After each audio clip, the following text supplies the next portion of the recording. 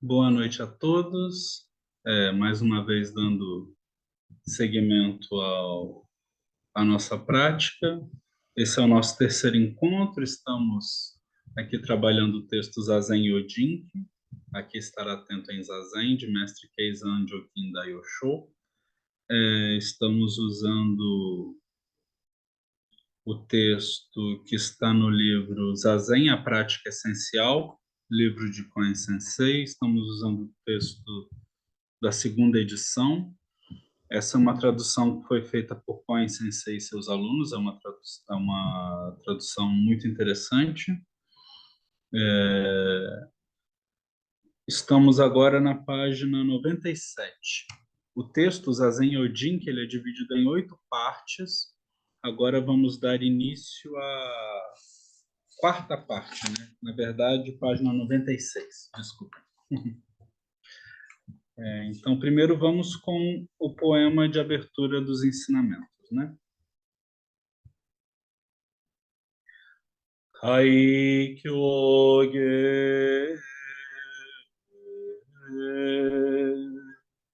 Mojo Jinjin Mimyoho Yakusem Mangonam Sogu Gakon Kemmon Tokujuji Gange Nyorai Shinjitsugi, o Dharma incomparavelmente profundo e infinitamente sutil é raramente encontrado, mesmo em centenas de milhões de anos. Agora podemos vê-lo, ouvi-lo, compreendê-lo, que possamos completamente clarificar o verdadeiro significado dos ensinamentos do Tathagata. Mujo Jin Jin Mi Myoho Yakusem Mango Nam Sogu Gakon Kemmon Tokujuji Gange Nyorai Shinjitsugi.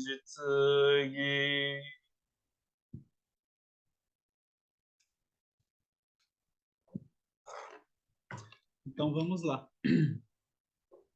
Zazen Yojinki, aquele estar atento em Zazen, manual de meditação de Mestre Keizan Jokin Daiosho, parte 4, página 96 do livro Zazen, a Prática Essencial, uma Prática Essencial.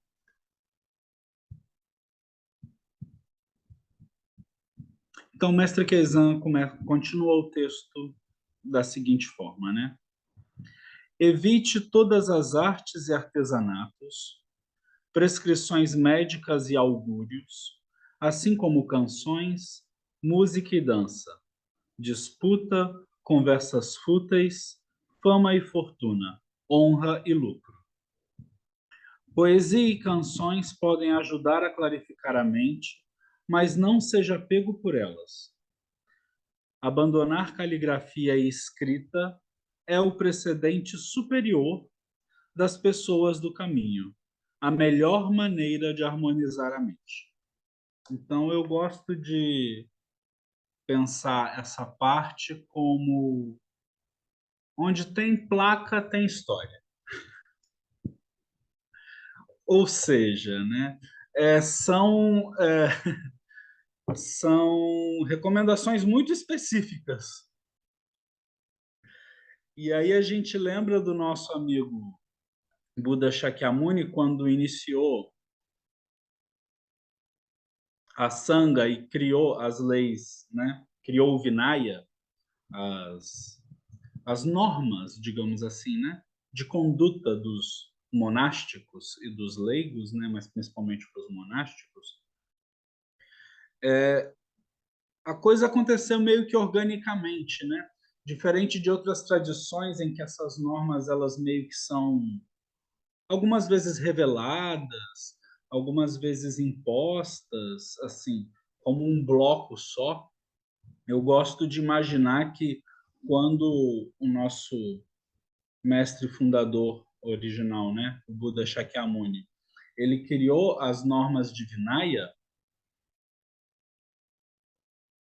ele cria essas normas de forma muito orgânica. Então vão acontecendo problemas dentro da sanga e aí ele vai dizendo, olha, talvez não seja legal pedir esmola depois do meio-dia.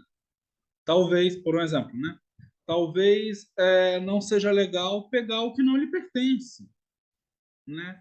Talvez não seja legal tirar a vida, né? E assim vai sucessivamente com as 10 proibições grandes, né? Isso a nossa tradição, a tradição Zen, ela segue o Bonmon-gyo, que é o Sutra da Rede de Brahma, com relação às leis, às normas que seriam normas de Vinaya, né?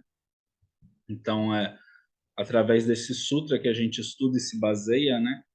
E as 10 principais, as 10 primeiras que aparecem do Bonmon-gyo são os nossos 10 preceitos maiores, né? De 10 proibições maiores. Então, voltando ao texto, Mestre Keizan, ele dá essas advertências porque provavelmente aconteceram algumas coisas, né? Então, evite todas as artes e artesanatos, no sentido de que talvez isso tome muito tempo da sua prática, né? Prescrições médicas e augúrios. É interessante colocar essas duas coisas juntas, né? Porque quando a gente pensa na medicina tradicional, tanto chinesa quanto japonesa de antigamente, era o médico, né, aquela pessoa que curava, ele também tinha uma figura assim meio que sacerdotal, né? Então era uma coisa que se mesclava. E durante muito tempo, inclusive, muitos monges se especializaram nisso, né, em medicina tradicional, tanto chinesa quanto, enfim, o que o Japão vai importar da China, né, mas com a base na medicina tradicional chinesa, né. Então, colocar isso junto com augúrios é muito interessante, né, porque é tipo, não procure ler sorte e essas coisas do gênero e sem talismãs e questões místicas para afastar os maus espíritos e tirar o seu resfriado. Mas porque era basicamente isso que acontecia, né? Então assim, evite essas coisas. Assim como canções, música e dança. E aí é interessante isso porque veja, não é que seja proibido, mas evite. Porque a nossa mente ela tende a vagar, né?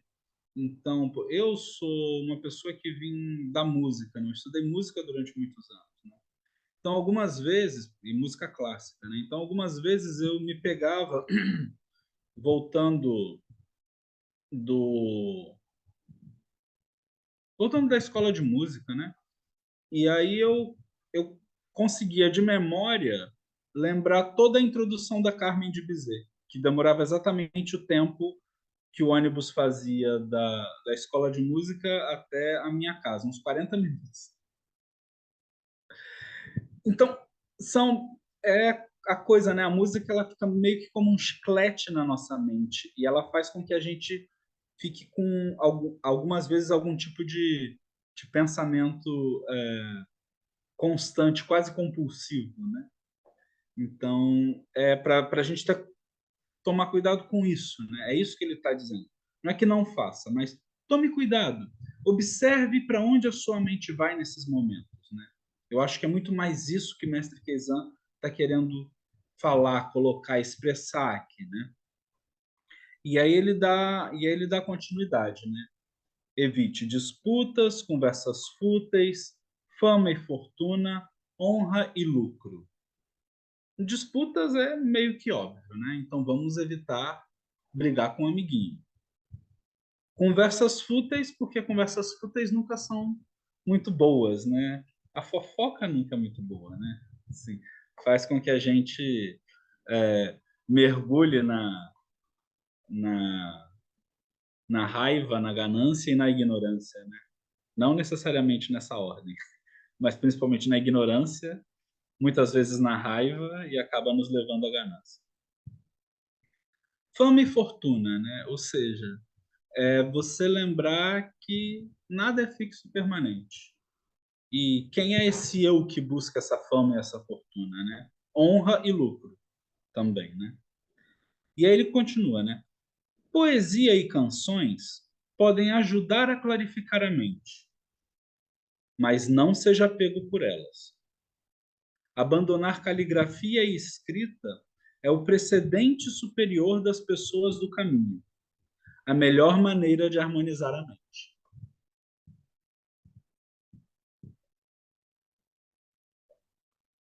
Não se apegue nem a roupas finas, nem a trapos velhos. Roupas finas instigam a ganância. E aí é interessante que ele começa a justificar os motivos, né? Então, roupas finas instigam a ganância e o medo de roubo. Assim, se tornam um obstáculo.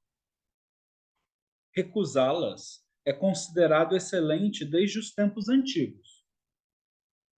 Mesmo que você tenha roupas finas, não se preocupe com elas. Se alguém as roubar, não vá correndo atrás do ladrão. E é muito interessante porque nós, enquanto religiosos monásticos, né, nós temos o nosso hábito padrão, né, que é geralmente preto, esse hábito externo, né? Ele é geralmente preto e o manto é geralmente açafrão. Conforme a gente se torna professor, a gente tem permissão de usar cores específicas, dependendo da graduação que a gente tem. Quando a gente se torna abade ou sacerdote-chefe de um templo, a gente pode usar alguns mantos que têm brocado, alguns mantos que têm desenhos. O nosso coromô, ele muda de cor, ele passa a ser uma cor vermelha, por exemplo, quando a gente está no primeiro nível, depois vai mudando a cor das golas, enfim. Por que isso, né? Já que mestre Keizan está dizendo aqui, né? Não se apegue nem a roupas finas, nem a trapos velhos.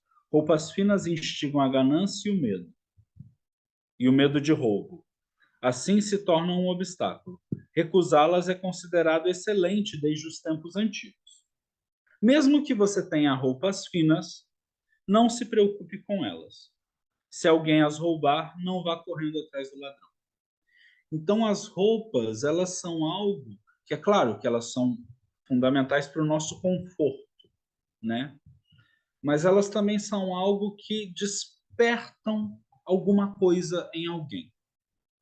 Então, as roupas do Dharma, elas têm um propósito específico. E as cores têm propósitos específicos. E os brocados e os desenhos têm propósitos específicos, né? Então, são meios hábeis. Então, muitas vezes eu ouço, né? Ah, porque o monge só tem que usar preto, ou então o monge só tem que usar o hábito preto e o manto açafrão. Esse é o padrão, esse é o standard. E sim, não é que ele só tem que usar. Esse é o standard de qualquer monge da ordem Sotô. Monge completamente ordenado, né? Coromon preto e o que essa cor de açafrão. Aos noviços cabe a cor preta, tanto do coromô, ou seja, tanto do hábito, quanto do manto, da oqueça. Só que como um meio hábil, muitas vezes um congregado ou um praticante olha e se encanta, de certa forma magnetizado por alguns tipos de roupa, por alguns tipos de padrão de roupa. Isso é um meio hábil para transmitir o Dharma. Então a gente tem que saber entender e usar os meios hábeis, né? E aí ele continua. Roupas velhas limpas e remendadas devem ser usadas. Mas, e aí é muito importante, mas se você não se livrar da sujeira, poderá ficar doente ou com frio. Isso também pode se tornar um obstáculo. Então, tanto a roupa que é fina e bonita demais, se você não souber usar o meio hábil, vai ser um obstáculo, quanto a roupa que é dita humilde e perfeita também vai ser um obstáculo, se você não souber usá-la, porque também é um meio hábil.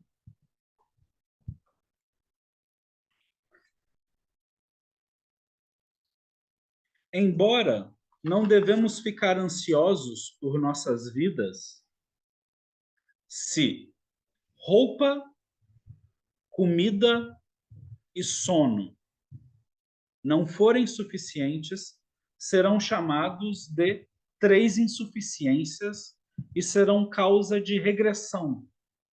O que ele quer dizer com isso? Que são problemas. Se você não tiver roupa, comida e um bom local para dormir, ou um local adequado para conseguir dormir, você tem um problema aí com a sua prática. Então, essas três insuficiências, elas são algo que você tem que considerar e observar muito bem.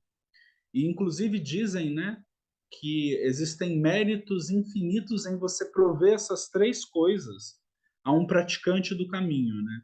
Ou seja, prover roupas, prover alimento, comida, doar comida e doar um local para a pessoa descansar, para a pessoa dormir, né?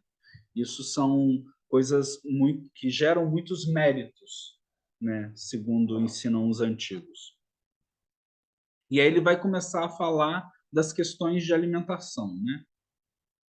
Comidas vivas, coisas vivas, coisas duras e coisas estragadas, ou seja, comida impura, não devem ser ingeridas. Com a barriga se mexendo e fazendo barulhos, com desconforto e calor no corpo e na mente, haverá dificuldade em se sentar. Não se deve ser indulgente no apego a comidas finas, não apenas pelo possível desconforto que podem causar a corpo-mente, mas para evitar a ganância. Devemos comer apenas o suficiente para mantermos nossa vida. Não se preocupe tanto com o sabor. Se fizer zazen com a barriga cheia, poderá até ficar doente. Após as refeições, tanto grandes quanto pequenas, não se sente. Não se sente em zazen imediatamente. Ao contrário, espere um pouco antes de fazer zazen. Geralmente, monges mendicantes devem ser moderados ao comer.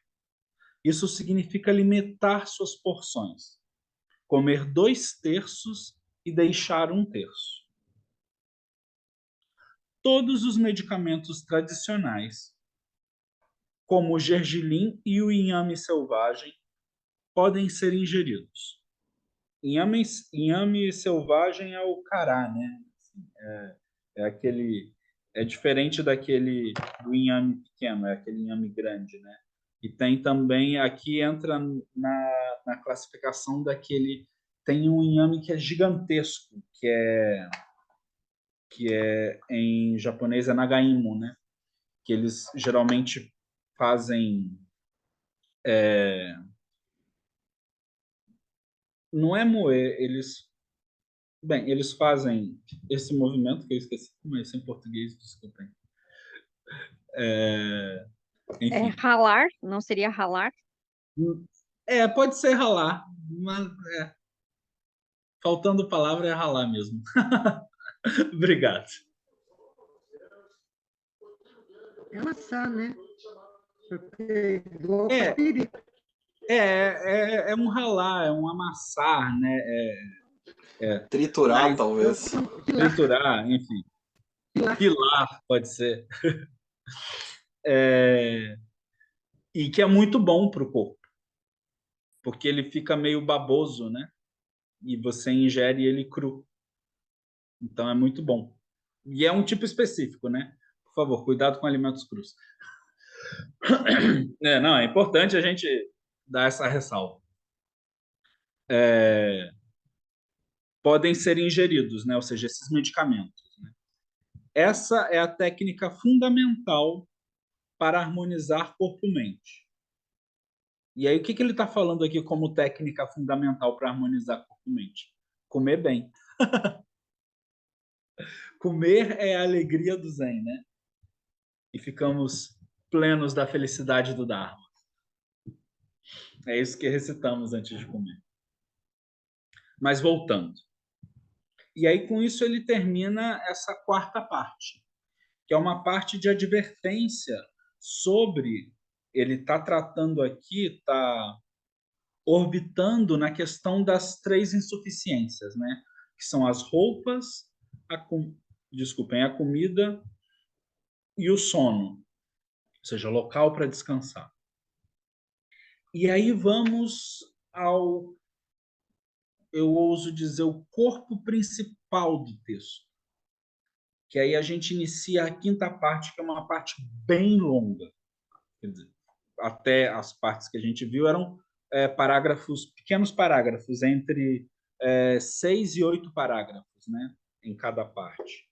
Algumas partes com apenas 3. A quinta parte tem 18 parágrafos.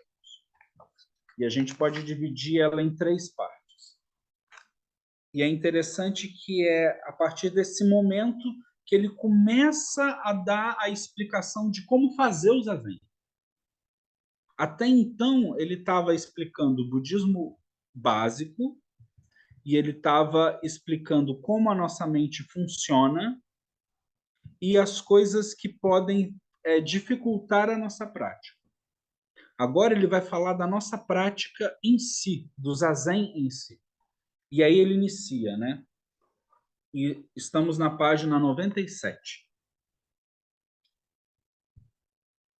Então ele vai começar a falar sobre a postura física e mental. Quando sentado em zazen, não se encoste nem se apoie em nenhuma parede. Encosto, suporte para meditação ou telas.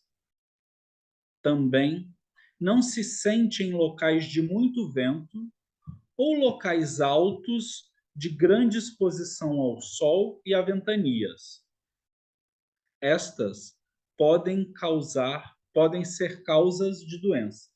E aí, voltando à brincadeira que eu fiz, né? Onde tem placa, tem história, né? Então, provavelmente, algum monge resolveu subir alguma montanha, fazer... vou fazer zazen sentado numa pedra olhando o sol. E aí voltou para o mosteiro todo queimado, né?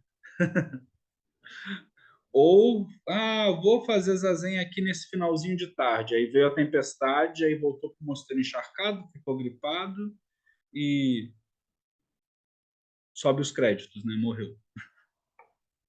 Enfim, porque a gente está falando 800 anos atrás, né? Tratar a gripe hoje em dia é fácil. 800 anos atrás...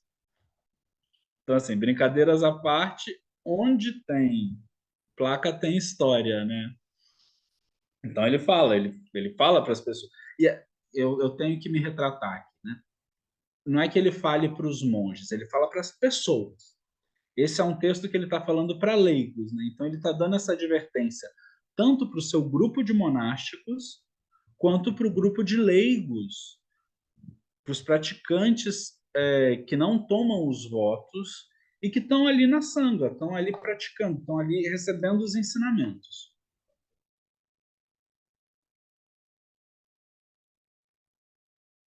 E aí ele começa, né? Quando em zazen, seu corpo pode parecer às vezes quente ou frio, confortável ou desconfortável, às vezes duro, às vezes solto, às vezes pesado, às vezes leve, às vezes perfeitamente acordado.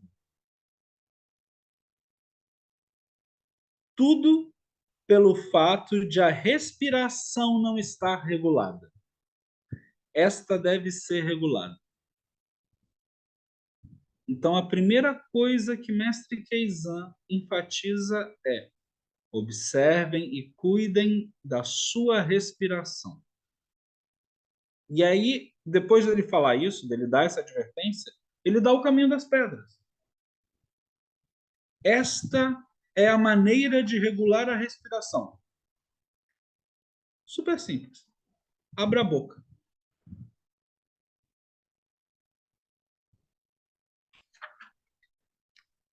Percebendo como está a respiração, longa ou curta. Naturalmente, ela se harmonizará. Siga a respiração por alguns momentos. Quando a sensação de estar consciente surgir, a respiração estará regulada.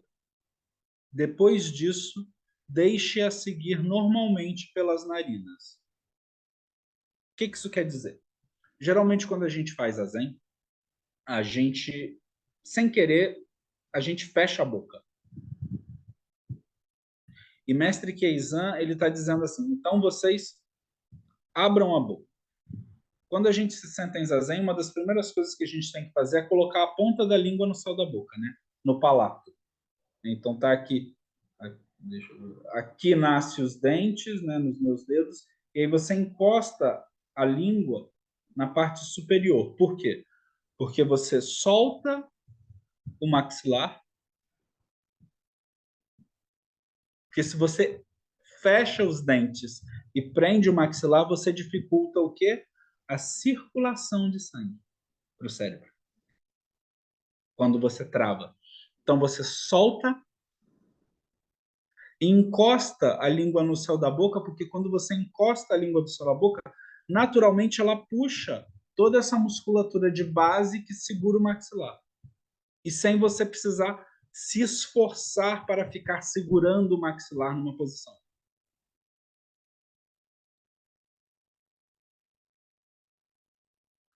Então, você tem um espaço como se fosse de uma caneta entre os seus dentes e a língua encosta o céu da boca nesse espaço.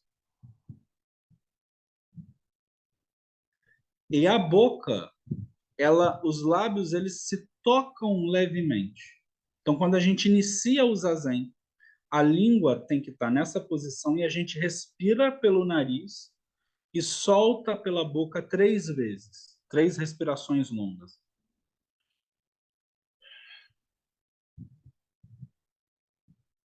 Três vezes.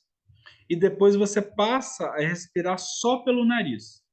Então, você mantém a boca da mesma forma, só que os lábios eles vão se tocar levemente. Eu estou fazendo barulho agora, mas vocês, na hora de fazer zen, não faz barulho, né? Você deixa o ar fluir naturalmente. Então, durante a prática, às vezes a gente fica tendo essas coisinhas que ele coloca aqui, né? O corpo pode parecer quente, pode parecer frio, confortável, desconfortável, às vezes duro, às vezes solto, às vezes pesado, às vezes leve, às vezes perfeitamente acordado. Isso tudo, na verdade, é um problema, porque isso é um reflexo de que você não está tendo uma boa prática. Então, você tem que voltar para o básico, que é respirar. Isso é o que nos mantém vivos. Então, volte para o básico. Mestre Keizan nos convida a isso, né? E aí, como é que você vai regular a sua respiração? Se você está respirando pelo nariz, você abre a boca um pouco e solta. Abre a boca significa solta o ar pela boca. E percebe esse movimento do ar entrando pelo nariz, passando cavidade nasal, garganta, pulmão, diafragma, encheu, foi lá embaixo na barriga, no baixo ventre, ou seja, é uma respiração abdominal. E aí você vai soltar o ar empurrando o abdômen, então o ar sai lá de baixo, pulmão, parte superior, boca e saiu. E aí você mantém essa respiração durante algum tempo até você voltar a perceber, a se perceber. E aí você, de novo, volta a respirar só pelo nariz. E essa é o final da primeira parte da quinta parte. Desculpem, né? Esse é o final Estamos trabalhando a quinta parte do texto, então, dividindo esse texto em três, essa quinta parte em três, o final dela é aí, quando ele fala sobre a respiração. Então, são os três primeiros parágrafos da quinta parte. Ele está falando sobre a respiração, né? Então, naturalmente, ela se harmonizará. Siga a respiração por alguns momentos. Quando a sensação de estar consciente surgir, a respiração está regulada. Depois disso, deixe-a seguir normalmente pelas narinas. E aí ele começa a segunda parte, que ele vai falar sobre a mente. Então, primeiro ele falou sobre como regular o corpo. Então, aqui foram sensações físicas que a gente está falando, né? Você sente calor demais no corpo, frio demais, confortável, desconfortável. Essas sensações físicas, elas podem ser reguladas pela respiração.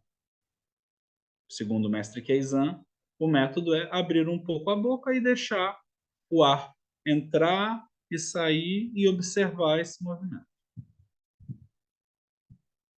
Aí agora ele fala da mente, né? Página 98. A mente pode parecer afundar ou boiar. Às vezes parece estar, desculpem, às vezes parece esperta, às vezes estúpida. Às vezes você poderá ver através das paredes, fora da sala. Outras vezes poderá ver através do seu corpo, ou ver formas de Budas e Bodhisattvas. Às vezes você compreende as escrituras ou tratados. Coisas como essas são doenças causadas pela desarmonia entre consciência e respiração. Então, tudo que a gente acha que é maravilhoso, poderes sobrenaturais, na verdade é a sua mente que está fazendo assim, haha, vou te enganar. Por quê? Porque a sua respiração não está correta, e quando a sua respiração não está correta, ela faz com que fluxos mentais, turbilhões mentais aumentem, né? É muito interessante. Eu certa vez ouvi um ensinamento de um grande mestre de budismo tibetano, né? Budismo dos Himalaias, da escola Kagyu, e ele falava sobre os ventos internos. Então, se a gente está com os ventos internos em desarmonia, a nossa mente fica em desarmonia. Então, é interessante ver que nas práticas de Shiné, né, de shamatha, dos budistas tibetanos, uma das coisas que eles iniciam a prática é regular a respiração, né? Então, tampam o nariz, são técnicas de yoga para regular a respiração, né? Prana yoga, né? Então, é importante isso, né? Quando a gente pensa na tradição Zen, a gente jamais deve esquecer que o nosso amigo, mestre fundador, Shakyamuni Buda, era um yogi. Dhyana é uma prática de yoga, né? Então, assim, Uma das coisas que a gente tem que ter consciência é da nossa respiração. Se a nossa respiração está desregulada, a nossa prática está desregulada. E é muito bonito isso, né? Porque alguns mestres, eles dizem que a gente não respira com o pulmão. A gente respira com o corpo. O corpo inteiro respira, né? Então, se a gente pensa nisso sendo dito há 200, há 800, há 1000 anos atrás, e é claro que essas pessoas não sabem de respiração celular ou tudo que a ciência moderna proporciona para a gente entender como o nosso corpo, como a fisiologia do nosso corpo funciona, mas de fato o nosso corpo respira, né? Se o nosso corpo, se as nossas células não respiram, a gente não vive. Então, respirar, o ato do ar entrar, não é só o ar entrar, né? É o nosso corpo inteiro vivendo, o nosso corpo inteiro respirando, né? Então, ele diz que quando essas coisas acontecem, coisas como essas são doenças causadas pela desarmonia entre consciência e respiração. E aí ele dá a solução para esse problema.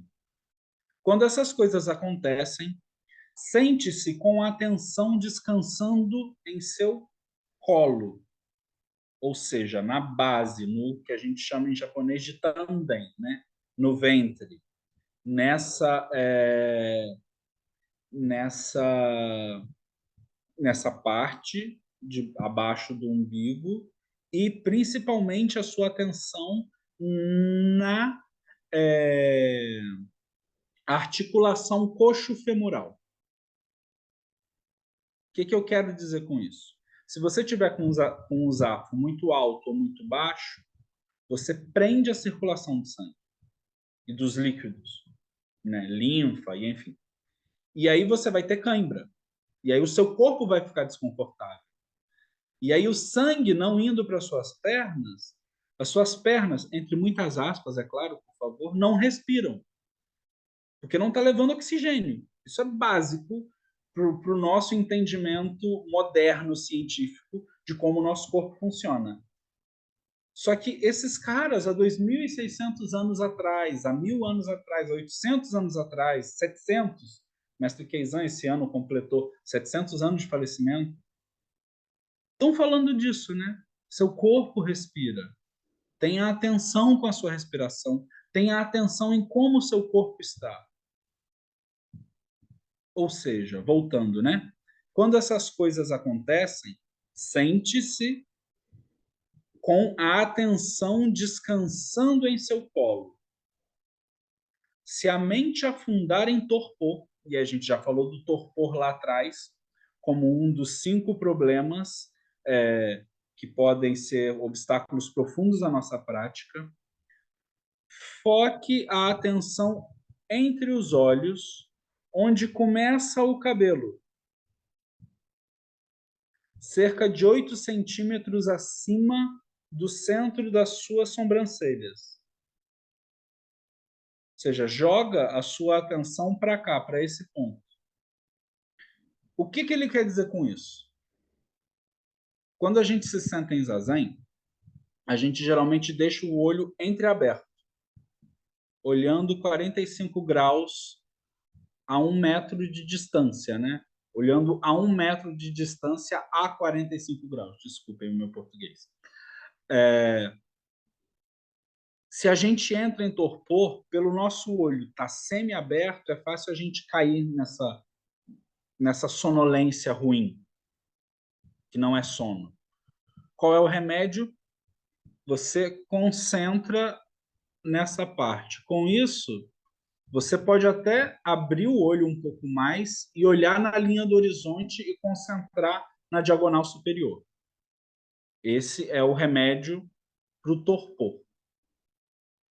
Se a sua mente estiver distraída, pulando de um pensamento a outro, foque a atenção na ponta do nariz ou na parte baixa do abdômen, 4 centímetros abaixo do umbigo, no tandem, né?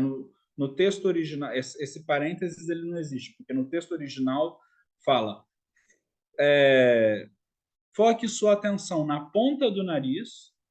Você pode até colocar o seu olhar para a ponta, tentar ver a ponta do nariz, ou no tandem, nessa parte do baixo abdômen, né?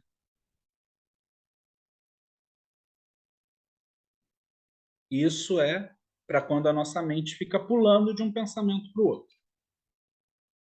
Em geral, ao sentar-se, coloque a mente na palma da sua mão esquerda. Se sentar por muito tempo, mesmo sem forçar a mente, desculpe, se sentar por muito tempo, mesmo sem forçar a mente a se acalmar, ela naturalmente não ficará espalhada por toda parte. O que ele quer dizer com isso? Quando a gente se senta em zazen, a nossa mente, que a gente, como ocidental, acha que funciona aqui no nosso cérebro só, ele vai dizer que não, a nossa mente funciona no nosso corpo inteiro. E funcionando no nosso corpo inteiro, você vai focar aonde? No tandem, nesse ponto aqui, quatro dedos abaixo do umbigo, que é onde a nossa mão repousa quando a gente está em zazen, no Hokkaido, que é o mudra cósmico. Então, a mão direita embaixo, a mão esquerda por cima, os polegares se tocam levemente. O que acontece nessa posição? Quando a gente foca a nossa mente aqui nesse pequeno universo, o nosso corpo, ele naturalmente, a nossa respiração, o que vai acontecer? É porque eu vou forçar aqui, né? Para vocês verem. Mas se o nosso corpo inteiro respira, se ele se enche, é como se acontecesse isso daqui, né? Esse abrir e fechar. Só que isso é muito sutil. É quase nada. Existem instruções que dizem que quando você está no Hokkaido-in, né? Nesse mudra, que é o mudra cósmico, você é como se você tivesse entre os seus polegares aqui, você tivesse segurando uma folha de papel de arroz, né? Aqui. E se você apertar demais, você vai amassar a folha. Se você soltar, ela cai. Então você tem que manter uma tensão e uma atenção para que essa folha não caia e que você não amasse essa folha. Então é uma atenção a este local em específico. E aí quando você desenvolve essa atenção, a sua mente ela naturalmente se acalma. A gente pode comparar esse processo a chamata com objeto, né? Lembrando que a prática de dhyana, que é o que a gente faz. Então, contexto histórico. Você tem dentro das práticas da yoga uma prática chamada dhyana, que é absorção meditativa profunda. Como é que essa prática se dá? Ela se dá através de duas práticas distintas que são fundidas. Então, você tem uma prática que se chama shamatha, que é pacificar a mente, e outra prática que se chama vipassana, que é observar os fluxos mentais.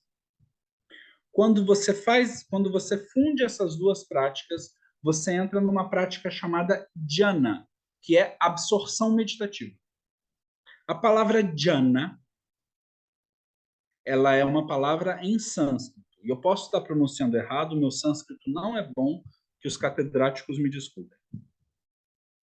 Quando os chineses vão falar jhana, eles não conseguem pronunciar isso. E aí jhana vira chan. Quando os japoneses vão olhar o kanji, né, o ideograma para Chan, eles vão olhar aquele ideograma e vão ler Zen. Então, a nossa escola é a escola da absorção meditativa profunda. Ou seja, a escola de jhana, fundamentada como prática principal em jhana.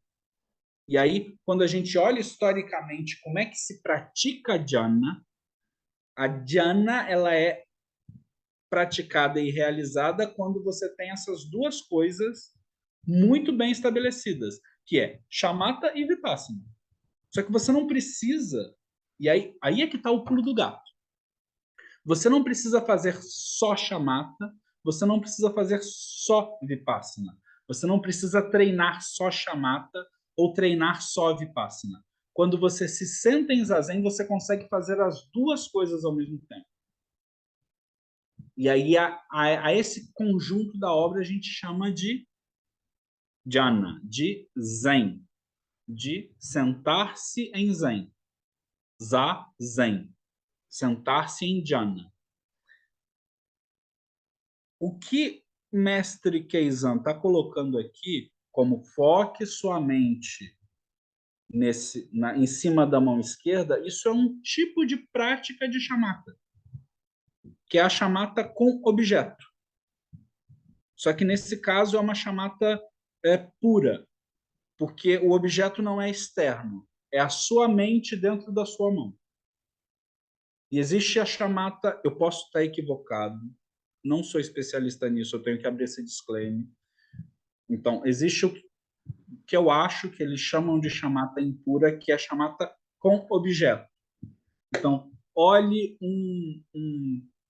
uma pedrinha, foque a sua atenção numa imagem de Buda, concentre sua atenção nisso.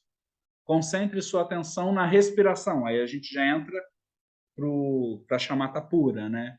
E aí concentre a sua respiração num objeto mental. Concentre sua respiração na sua mente. E aí concentre isso em algum lugar do seu corpo. E aí os tibetanos eles são maravilhosos nisso, em visualizar, né? Então imagine que tem uma bolinha preta que está na base do seu colo e ela sobe e desce conforme a sua respiração e blá blá blá e blá blá blá. Enfim.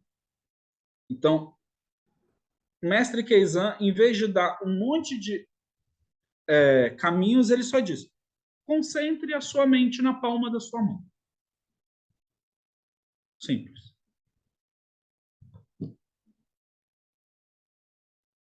Se sentar por muito tempo, mesmo sem forçar a mente a se acalmar, ela naturalmente não ficará espalhada por toda parte, porque esse é um dos problemas. A gente espalha a nossa mente em tudo, os pensamentos ficam vindo e indo e a gente é levado, né? Quando na verdade não, na verdade a gente tem que ter essa não, e aí é muito importante a gente deixar isso claro. Não o controle dos nossos pensamentos, mas o observar o fluxo com consciência. E aí, da mesma forma que a gente tem consciência da nossa respiração, do nosso corpo, a gente tem consciência de como os fluxos mentais acontecem. E da mesma forma que a gente consegue acalmar o nosso corpo, as nossas reações físicas através da respiração, a gente pode fazer os fluxos mentais se acalmarem através da percepção da mente na palma da mão esquerda.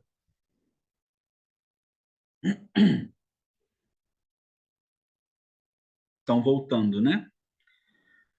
Em geral, ao sentar-se, e aí ele coloca em geral, porque existem outras formas.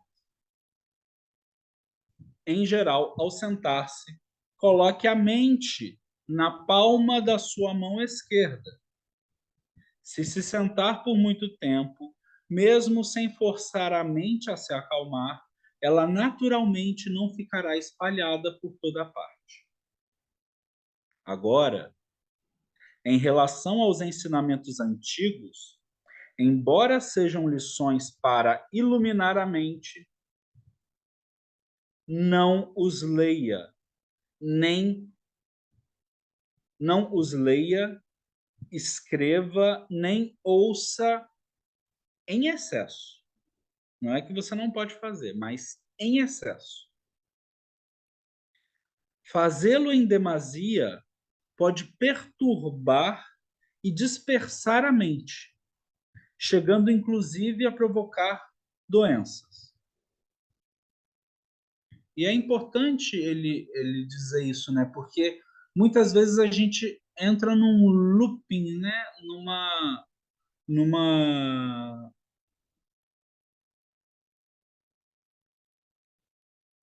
como é que é essa palavra? Não é convulsão, é compulsão, desculpe.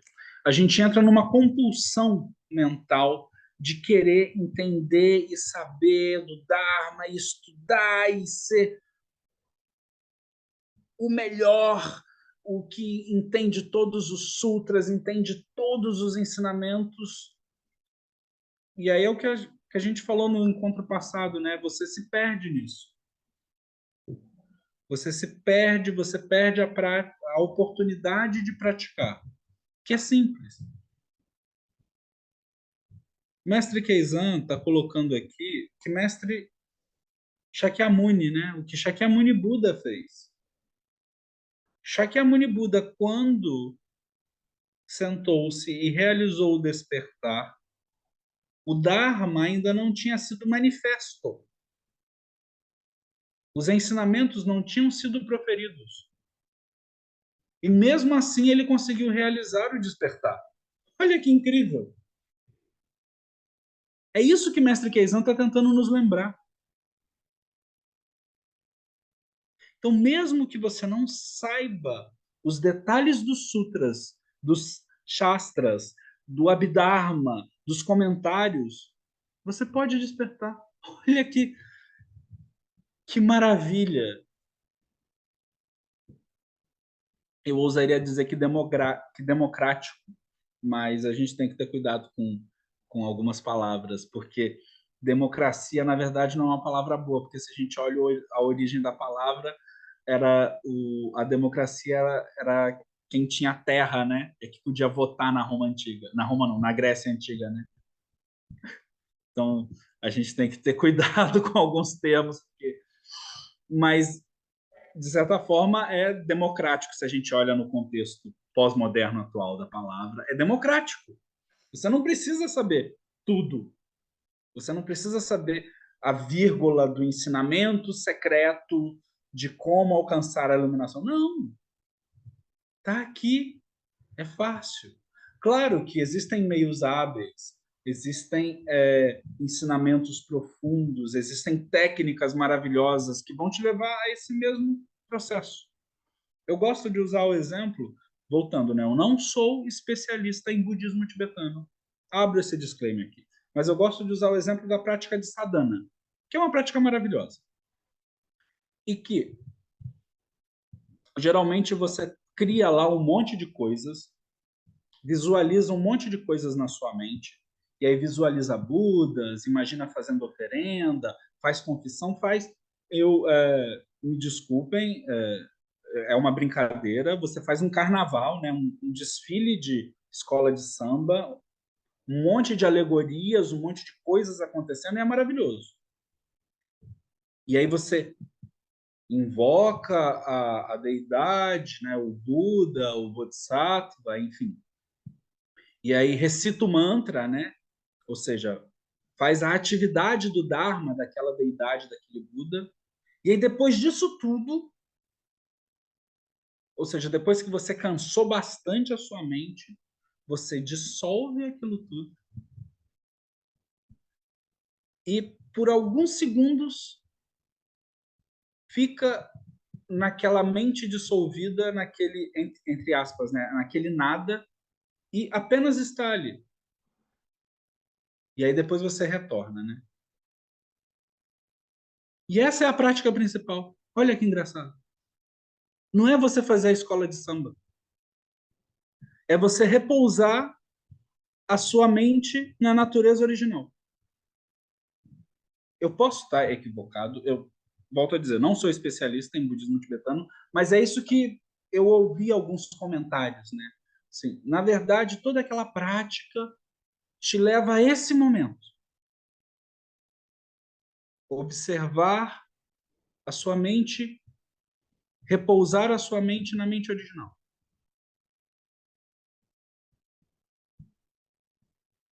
E é claro que existem pessoas em que esse meio hábil é que vai fazer ela despertar e tudo bem, estamos aqui. O budismo é isso também. Essa prática também é possível. Essa forma de agir, de praticar também é possível. E que legal, que maravilha. Que Shakyamuni Buda encontrou meios hábeis para passar para os seus alunos, para passar para os seus outros alunos e assim sucessivamente até chegar aqui, a esse momento, né? Mas no Zen, e aí as pessoas vão dizer o Zen é muito seco e tal. O Zen ele faz a mesma coisa, só que sem tantas alegorias assim.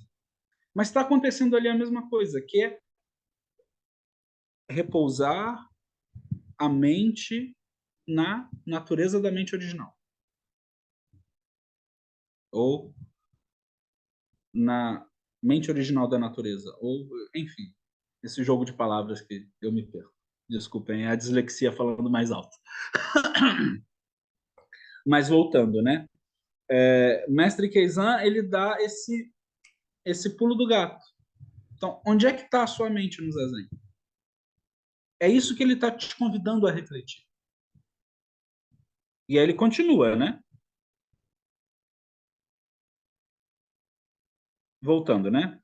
Então, agora, em relação aos ensinamentos antigos, embora sejam lições para iluminar a mente, e aí a gente encontra o termo iluminar em Mestre Keizan. Lembra que eu falei lá atrás, no início do texto, que tinha uma tradução que falava sobre iluminação? E que eu prefiro usar o termo despertar? Porque o que Buda Shakyamuni realiza é o despertar. E aqui Mestre Keizan fala sobre iluminar a mente. Então são termos distintos. Embora sejam lições para iluminar a mente, não os leia, escreva, nem ouça em excesso. Ou seja, estude, ouça, pratique o Dharma. Só que não o faça em excesso. Fazê-lo em demasia pode perturbar e dispersar a mente, chegando inclusive a provocar doenças. E aí é ótima essa parte que ele entra agora, que é soco na costela, né? Aí entra Mestre Keizan dando recado para todo mundo. E aí começa assim com coisas óbvias, mas depois ele vai sendo sutil no sarcasmo. Observem o autor. Não faça zazen onde há incêndios, enchentes, bandidos, nem próximo do mar, de bares, casas de prostituição ou locais onde viúvas, virgens ou jovens estejam cantando. E aí é aquilo. Onde tem placa, tem história. O que aconteceu ali, a gente não sabe, mas onde tem placa, tem história. Então, esse é o recado do amigo, né? Não, e aí ele vai ficando mais sutil, né, e mais ácido.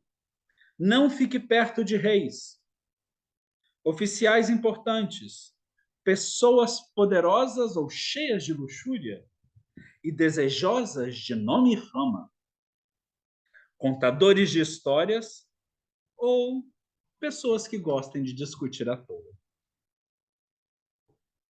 E aí é importante falar, né? Mestre Keizan não está discriminando essas pessoas, como não está discriminando bandidos ou casas de prostituição.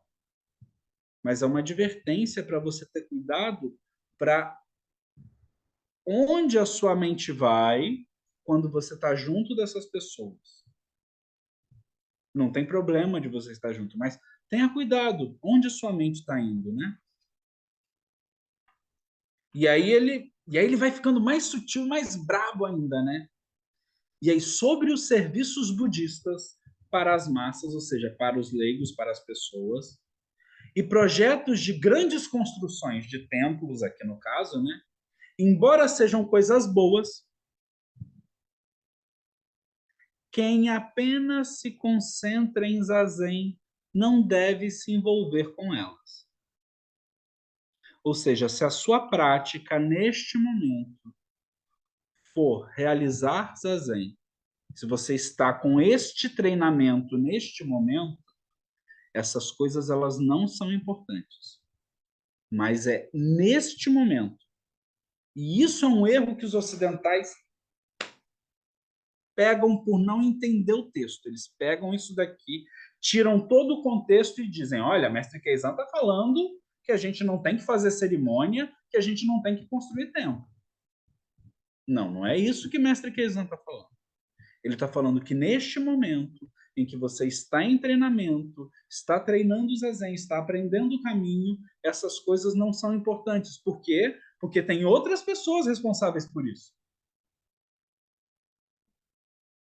Ou seja, não é não faça. É que isso não tem que ser a sua preocupação agora, jovem alecrim do campo. Sua preocupação agora é a prática de zazen. Porque tem outras pessoas que estão preocupadas, que estão envoltas nesse tipo de administração.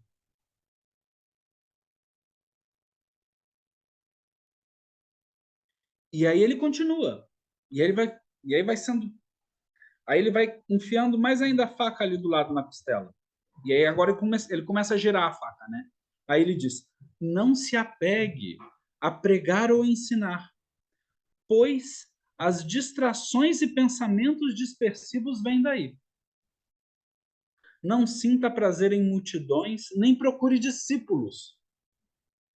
Não estude, nem pratique muitas coisas. E é aquilo, né? Onde tem placa, tem história. Ou seja, Mestre Keizan entrou nesse aspecto da fala porque ele está advertindo aquela galera que quer ensinar para zilhões de pessoas, quer ter 1 milhão de seguidores no Instagram ou no YouTube, que eu brinco que no Ocidente a gente tem uma prática que é o Maczen, né? Quer dizer, eu nem sei se eu posso falar Maczen, né? Mas seria lanchonetes que fazem comidas ao estilo dessa franquia, né? Por quê? Porque é uma franquia. Então, eu estou falando aqui da franquia. As franquias são boas. Eu adoro o McDonald's, gente. Big Mac com Coca-Cola, maravilhoso. Mas a gente tem esses problemas, né, de franquias, né? E Mestre Keizan está falando, olha só, vocês estão um pouco equivocados. Porque se você não tem realização de prática, se você está em treinamento, você não deve se preocupar com isso. Outras pessoas serão responsáveis por isso. Vou ler outra vez, né? Porque isso é muito específico.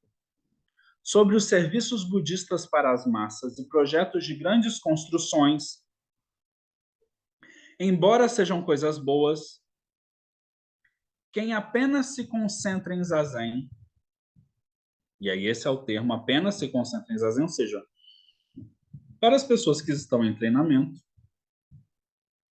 não deve se envolver com elas. Não se apegue a pregar ou ensinar, pois as distrações e pensamentos dispersivos vêm daí. Não sinta prazer em multidões, nem procure discípulos. Não estude, nem pratique muitas coisas.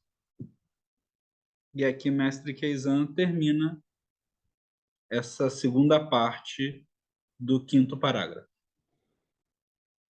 E aí ele vai começar a falar sobre o local de praticar zazen. E aí tanto o local físico quanto o background que deve acompanhar a prática de zazen. Ele fala, né? Não se sente em lugares extremamente claros ou escuros, muito frios ou quentes, entre biscateiros ou onde morem pessoas que procuram prazeres fáceis. Você pode permanecer em um mosteiro onde haja um verdadeiro mestre, nas profundezas das montanhas ou nos refúgios dos vales. Mas o importante aqui não é a profundeza da montanha e refúgio do vale. O importante aqui é verdadeiro mestre. Mestre Keizan, assim como o mestre Dogen, falam: encontrem um professor, encontrem o verdadeiro professor. Isso é o fundamental. E aí ele continua. As margens de águas claras e montanhas verdes são os locais ideais para praticar o Kirin, que é a prática do zazen em movimento, o caminhar. Perto dos riachos, sobre as árvores, são os locais para clarificar a mente. Observe a impermanência, nunca a esqueça. Faça surgir a vontade de alcançar o despertar. Aqui no texto está iluminação, mas é despertar. É o Hotsu Bodai Shin. É acordar esse Shin, esse Kokoro, essa mente que procura o Bodai, que é o despertar. E aí ele começa a falar, né? Sente-se sobre algo grosso para ficar confortável. O local de prática deve estar limpo. Sempre queime incenso e ofereça flores. Os bons espíritos que guardam o verdadeiro ensinamento, assim como os Budas e Bodhisattvas, o protegerão. Tenha fé, confie no Dharma. Se colocar nesse local a imagem de um Buda, Bodhisattva ou de um venerável, aqui é venerável mestre, nenhum espírito maligno ou demônio o apanhará. E aí ele vai dar a frase mais bonita que a gente vai encontrar até agora, né? Viva sempre em grande compaixão e dedique o poder infinito do zazen a todos os seres. Não se torne orgulhoso, presunçoso ou arrogante da sua compreensão do Dharma. Estas são qualidades de pessoas comuns, pessoas de fora do caminho. Lembre-se do voto de terminar com o sofrimento, do voto de realizar o despertar. Apenas sentar, sem fazer nada, é a técnica essencial de penetrar o Zen. E aí ele continua com dicas práticas físicas. Sempre lave os olhos e os pés antes do zazen. Com o corpo e a mente à vontade e o comportamento harmonioso, abandone os sentimentos mundanos e não se apegue às sensações sublimes sobre o caminho. Embora não se deva ser avaro com os ensinamentos, não fale a menos que lhe perguntem. Isso aqui ele está falando para os professores. Então, espere por 3 pedidos e responda se houver um 4º pedido verdadeiro. De 10 coisas que possa dizer, deixe 9 sem falar. Mofo crescendo em volta da boca, como um leque no inverno, como um sino ao vento, sem questionar, de que direção o vento vem. Estas são características das pessoas do caminho.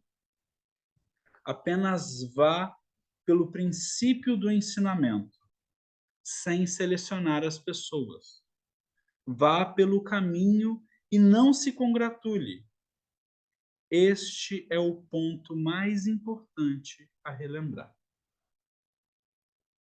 Então, esse é o final da quinta parte. Passamos bastante tempo, né?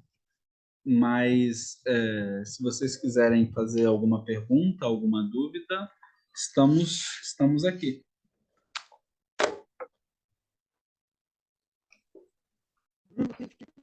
Aqui que eu anotei. Desculpa, eu não te ouvi. Você falou. Oh, desculpa. Ouviu?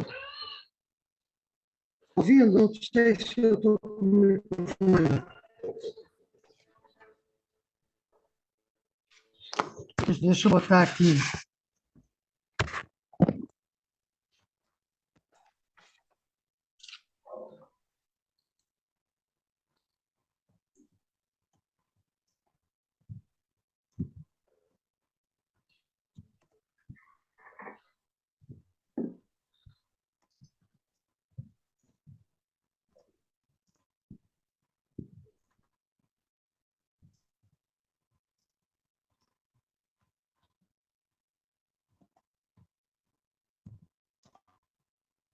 Então, enquanto você vai escrevendo, Yoshin-san, vamos dar espaço para outra pessoa fazer a pergunta e assim que você terminar de escrever, eu te respondo. Então, vamos lá. Eco-san.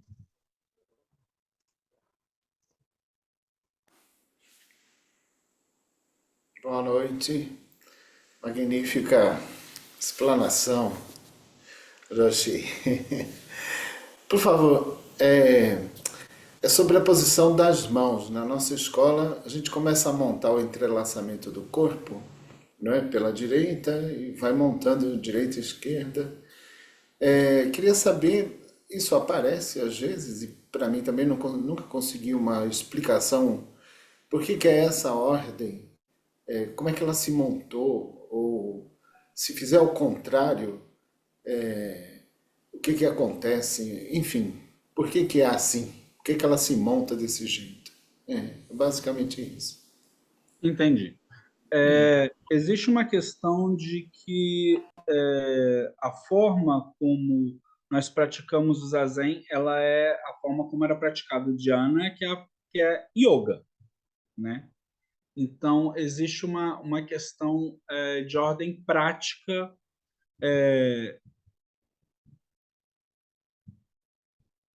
e aí é a forma como o nosso corpo se encaixa.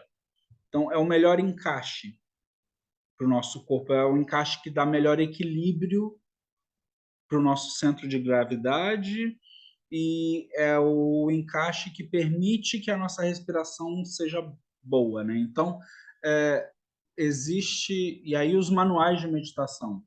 Inclusive esse daqui, mais para frente, ele vai tratar disso, né? A perna... Primeiro você coloca a perna direita sobre a coxa esquerda. E depois a perna esquerda sobre a coxa direita. E aí a mão direita vai ficar encostando no pé esquerdo e a mão esquerda sobre a mão direita, né? Com relação à posição das pernas, você tem três possibilidades, que é uma perna de frente para a outra, que é a posição birmanesa, quer dizer, quatro possibilidades. Ou você vai se sentar numa cadeira, ou você vai se sentar com uma perna em frente à outra, ou na posição de meio lótus, ou seja, a sua perna direita vai ficar por baixo e a perna esquerda vai ficar sobre a direita, sobre a coxa direita, ou na posição de lótus completo, em que a perna direita vai se posicionar sobre a coxa esquerda e a perna esquerda sobre a coxa direita. Isso você faz por quê? Porque existem, segundo os antigos, existe o fluxo de energia no corpo. e aí você vai fechar esse fluxo dessa forma. Só que se você faz a posição das pernas ao contrário, não tem problema. Só que a mão, ela tem sempre que manter esse padrão da direita embaixo e da esquerda em cima e se tocar levemente. Então, isso vem das práticas de yoga, né? Essas posições corporais, elas vêm das práticas da yoga. Então, ao longo dos séculos, são posições que são, entre muitas aspas, né? É difícil a gente falar assim, são posições que são comprovadas, mas são posições que funcionam. E não é assim, não é o Joãozinho da esquina dizendo que funciona. Claro, o Joãozinho da esquina poderia dizer que funciona, mas são 2.600 anos de pessoas praticando e constatando que funcionou, que está funcionando. Né? Então, essas posições elas são aconselhadas. Né? E com relação à posição da mão, sempre a direita por baixo e a esquerda por cima. Por quê? Isso é muito interessante. Quando a gente olha as imagens de Budas, geralmente está ao contrário. E aí vem a pergunta, por que a gente não pode fazer que nem um Buda? Na verdade, a gente até pode, só que a gente ainda não é Buda. Ou a gente ainda não percebeu a real natureza das coisas.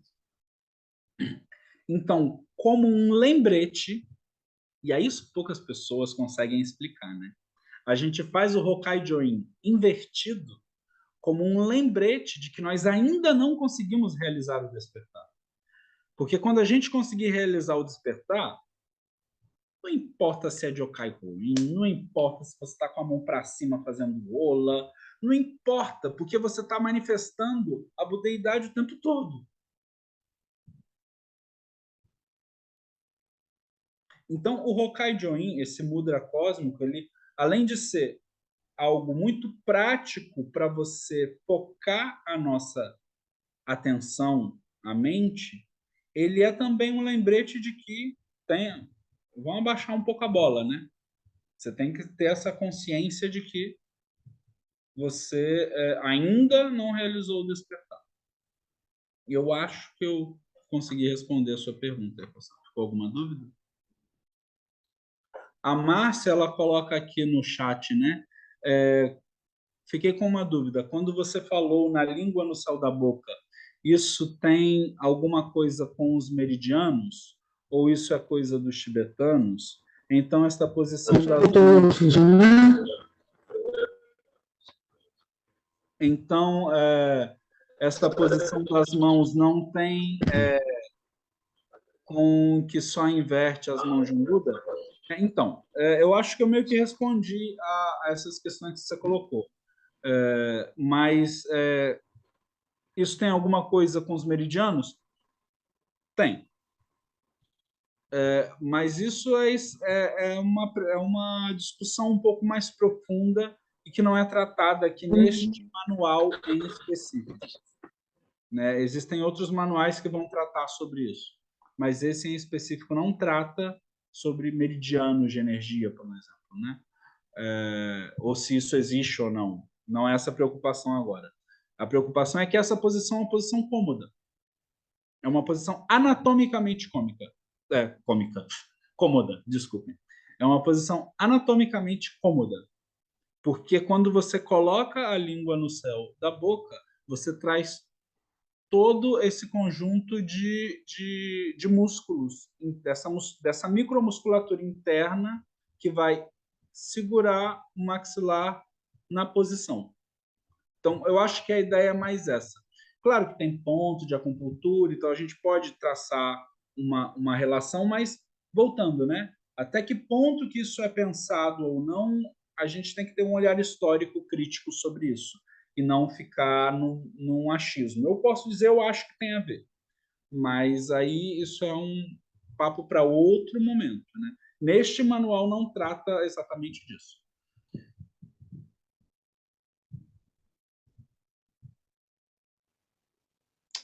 Boa noite. na explicação dessas últimas perguntas, Roshi, a gente tocou por cima a existência de instruções antigas, né? Eu acho muito interessante essa coisa dentro da tradição Zen de tem certas partes desses manuais que eles são, de certo modo, copiados de geração em geração e são incorporados nas explicações seguintes. Então, é meio que não se mexe em time que tá ganhando, assim, eles testam e daí eles puxam aquela informação e jogam na sua própria explicação. Daí o professor seguinte que aprendeu com aquele manual pega aquilo e vai levando, né? Isso é muito interessante.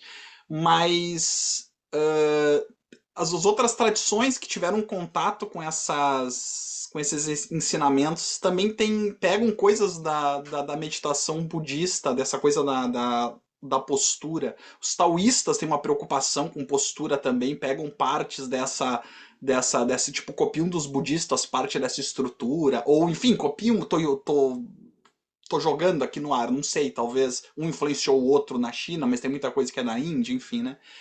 É muito interessante. E eu lembrei que também tem aquela instrução antiga que aparece mais no para os tibetanos, que é aquela postura dos 7 pontos de Vairochana, né? Que é da meditação também, né? E mas, enfim, quando o Bodhidharma, vou jogar uma coisa, quando o Bodhidharma entrou na China, eu sei que tinham práticas meditativas assim. E ele trouxe alguma coisa com ele, né? Alguma dessas coisas que vieram dentro dessa tradição tem a ver com essa postura? Ou essa postura de repente veio antes dele e é uma postura comum, assim? Tem alguma coisa da nossa postura que é muito própria dentro dessa transmissão, dentro dessa tradição? É uma pergunta muito boa. Historicamente, eu não sei, sendo muito sincero.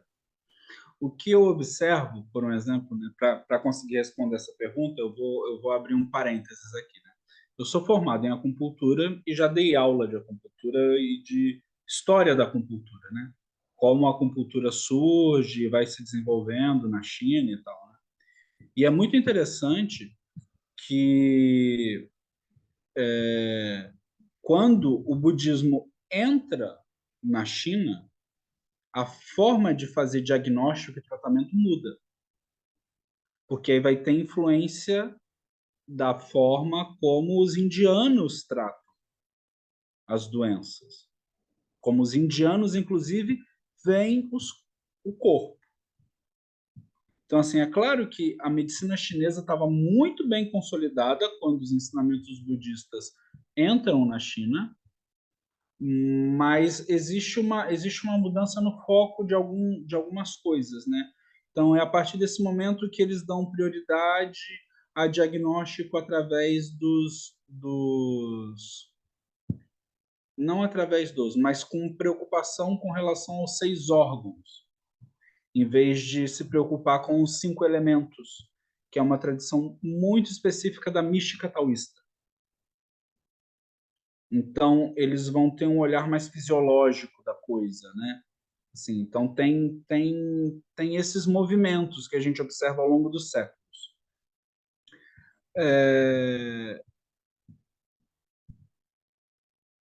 Eu não sei se a postura da meditação taoísta, por um exemplo, que vai influenciar na postura que a gente adota hoje.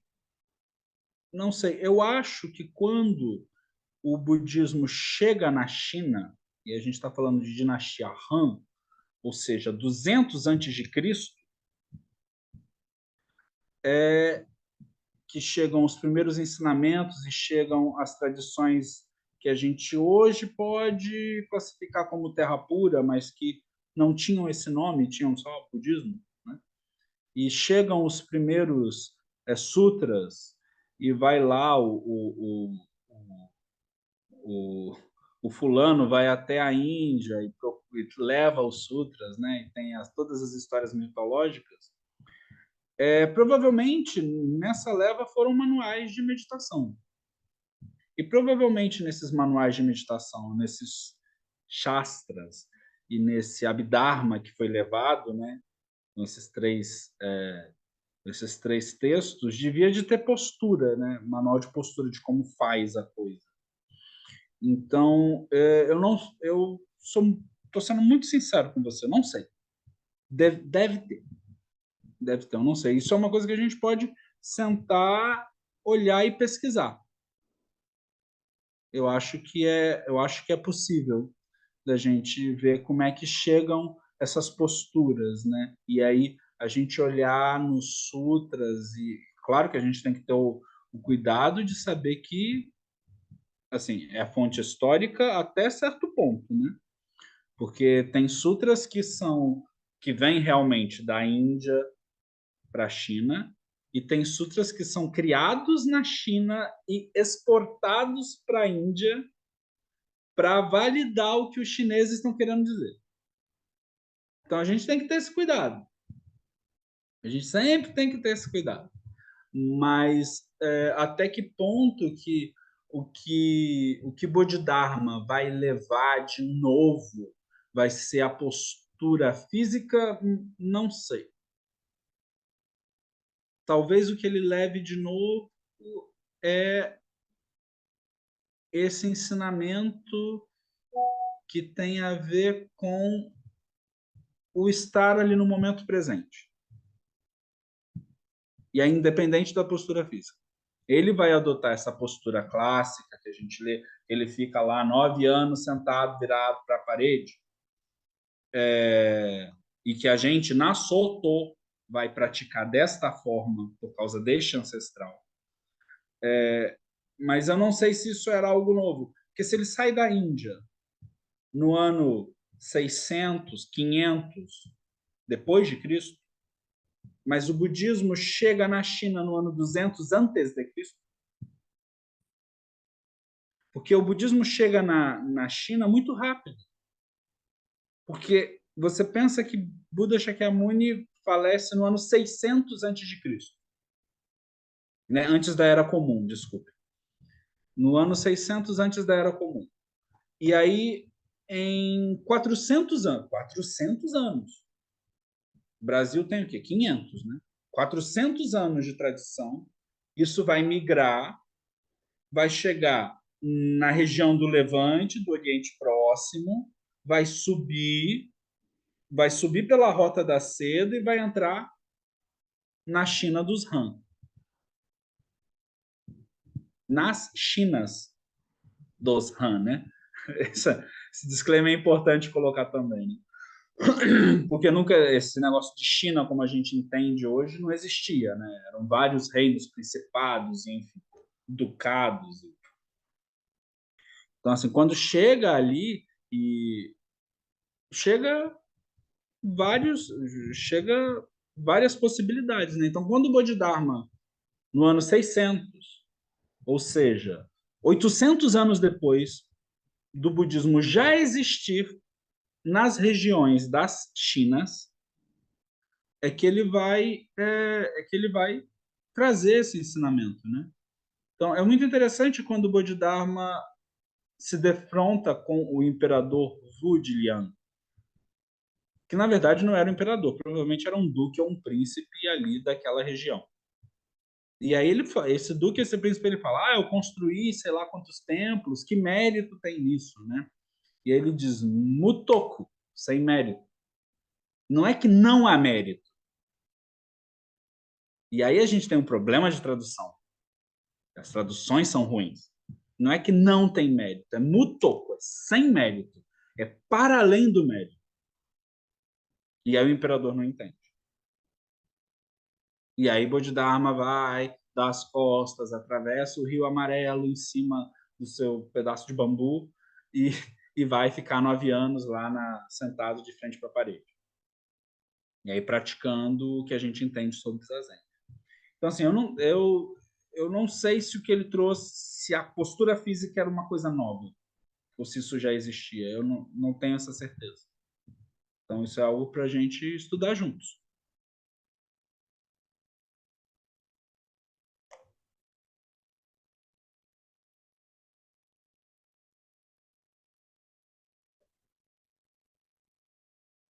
Acho que o áudio não estava funcionando. Consegue me ouvir, Roxy? Eu tenho uma pergunta sobre ali aquela questão das imagens que podem surgir durante o zazen, e a gente tem que sempre manter, né? Acho que elas podem ocorrer, né? E a gente tem que sempre voltar para a respiração, para a concentração adequada. Ah, mas e se a imagem for muito diferente, muito peculiar, né? Se você sente algo diferente assim no zazen, como que a gente trata isso? A gente trata como um, um sinal para a prática ou alguma... Porque é uma preocupação que me surge. Diferente em que sentido? Aí você... Eu não estou te perguntando o que é, mas diferente em que sentido, né? O que é ser especial? O que é receber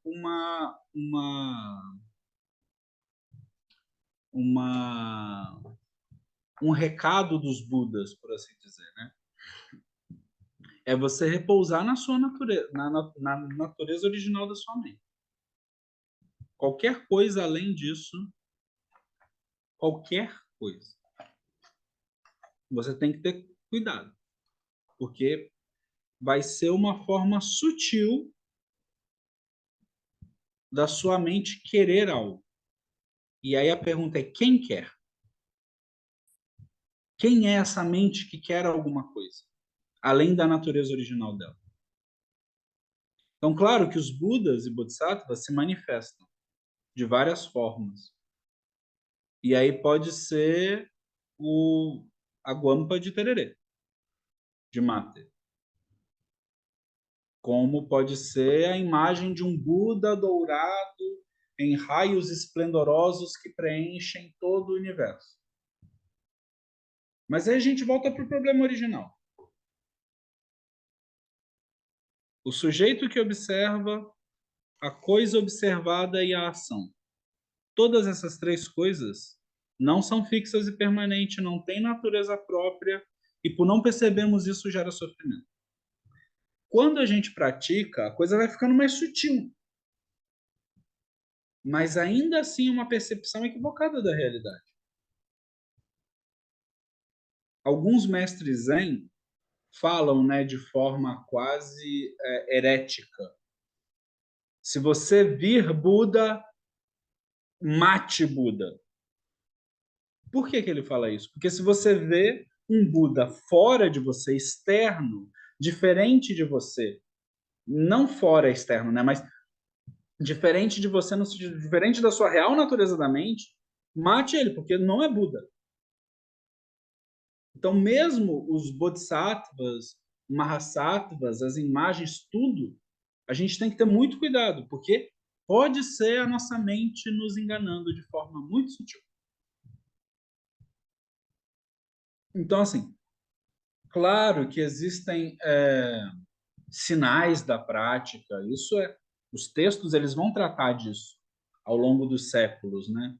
E aí pessoas que veem Budas, Bodhisattvas aparecem e dão ensinamentos. Mestre Dogen, a gente não precisa ir longe, não. Mestre Dogen, voltando da China para o Japão, no navio, Daigen Shuri Bosatsu, o Bodhisattva Daigen Shuri, que era uma deidade tutelar de uma montanha na China, transmite ensinamento para ele. E ele escreve lá, passa a noite inteira lá escrevendo os ensinamentos. Durante a viagem de navio. Mestre Dogen, para quem diz que no Zen não existe essas místicas, Mestre Dogen. E que é, diga-se de passagem, a deidade tutelar dos edifícios, dos templos. É o Bodhisattva que guarda a edificação, a estrutura física do templo, né? Era uma deidade tutelar de uma montanha. E que a gente só encontra na Soto Zen, diga-se de passagem. Em nenhuma outra tradição budista a gente encontra Daigen Shuri Bodhisattva. Então, claro que existem esses bodhisattvas que se manifestam e que dão ensinamentos, e a gente tem fé, eu tenho fé, a gente acredita nisso, a tradição Soto Zen acredita nisso. E quem disser o contrário, cuidado. Então, brincadeiras à parte, ao mesmo tempo que a gente tem que ter cuidado, porque pode ser uma forma sutil do nosso ego estar trabalhando, também pode ser um bodhisattva se manifestando. Mas aí você tem que pensar que não é exclusivo. E que não é aquele bodhisattva exclusivo. Mas que todas as coisas o tempo todo ensinam o Dharma. Né? Então, se você tem isso claro, a garrafa térmica pode ser, na verdade, um bodhisattva disfarçado, querendo me ensinar a generosidade de doar água.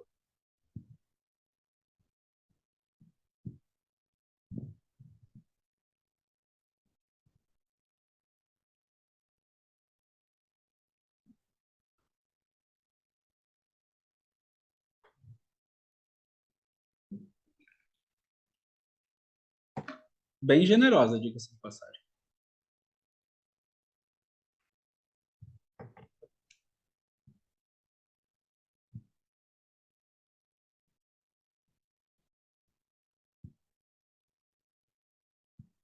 Uma vez eu tirei uma foto tomando mate, só que assim, de lado, né? Aí me disseram que eu não posso fazer isso, porque engasga. Eu não sabia. Não sabia. E ainda me disseram que eu tenho que ter cuidado com a erva paraguaia, porque não é boa. Há controvérsias.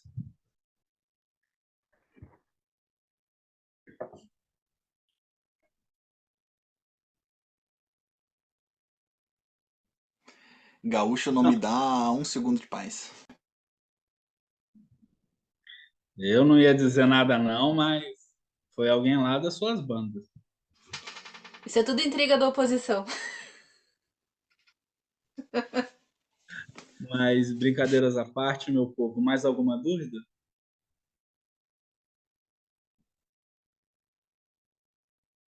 Bem, então vamos finalizando, né, que já avançamos bastante no tempo. Eu gostaria de agradecer a todos novamente. É muito bom praticar com vocês. Por favor, já que esse vídeo vai para o YouTube, em algum local deste vídeo, aí fica para o editor, vai ter um botãozinho para você se inscrever. Se inscrevam, curtam, ativem o sininho para receber as notificações do canal. E é isso, eu acho. Não sei se tem mais algum tipo de aviso com relação a... inscrevam-se, né? Também, nem lembro se eu falei isso.